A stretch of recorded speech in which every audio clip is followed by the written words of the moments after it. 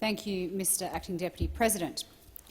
Last year, at Senate estimates, I asked Sport Australia, the nation's peak sporting body, if strength, stamina and physique are relevant attributes in rugby union and Australian rules football, cricket, hockey, tennis, athletics, golf, swimming, basketball and so on.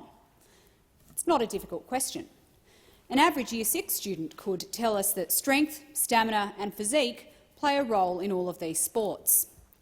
But our peak sporting body couldn't or wouldn't answer that question. After 3 months, they wrote back and said, I quote, "The nature of individual competitions and teams is a matter for the relevant sporting organisation to determine." Aside from the fact that it's embarrassing for the peak sporting body of a sports-mad nation to apparently not know that strength and stamina are relevant in most sports, why does this matter? Because of Section 42 of the Sex Discrimination Act. Section 42 is sometimes referred to as the competitive sports exemption. In a country which, quite rightly, doesn't permit discrimination on the basis of sex in many aspects of life, this is the provision which makes women's sport legal.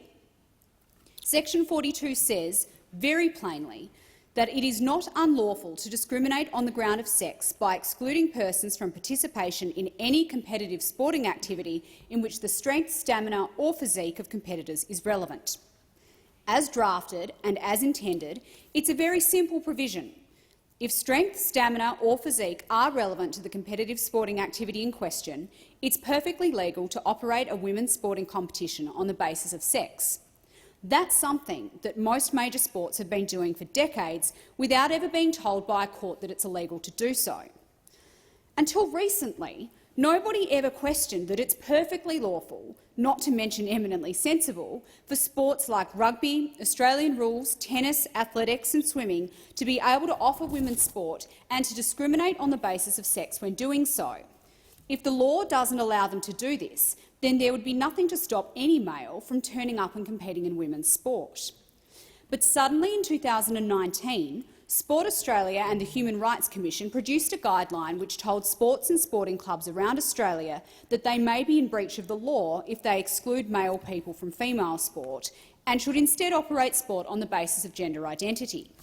Sport Australia say that this guideline was requested by the Coalition of Major Participation and Professional Sports, and its purpose was to provide sports with clear guidance about complying with the Sex Discrimination Act.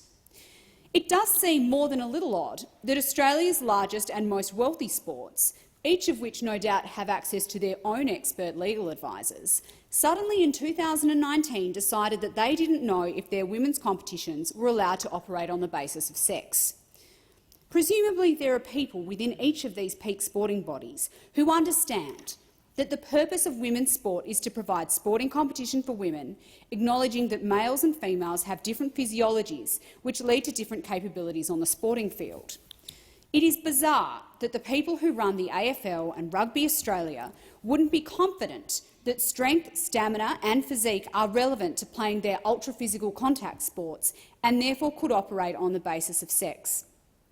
And it frankly defies belief that, having been asked to provide clear guidance on this, the best Sport Australia can offer is to say, as they did at the most recent set of Senate estimates, that they have no idea and it's up to the sports to figure that out.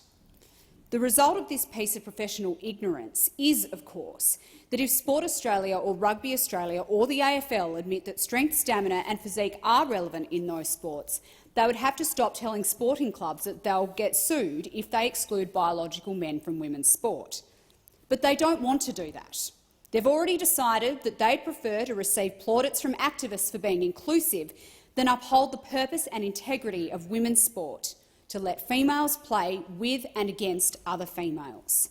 So we're treated to the unedifying spectacle of our peak sporting bodies pretending they don't know if it's helpful to be strong or powerful or tall in their sports. If these sports don't want to let females have their own competitions, then they should have the courage to say so. Don't hide behind a convoluted legal argument to pretend you have no choice. People around Australia see what you're doing, and we won't stand for it.